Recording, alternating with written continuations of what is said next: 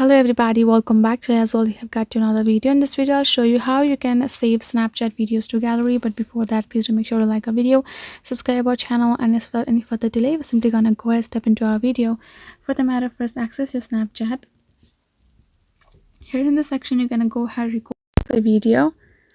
So let's hit right, and then you will see this little save icon just beside it. If you tap on the save, this particular video will be saved to your gallery, and you're gonna go back, access your gallery, and then you will be able to see that particular video just right here in gallery, and you have saved it easily from Snapchat.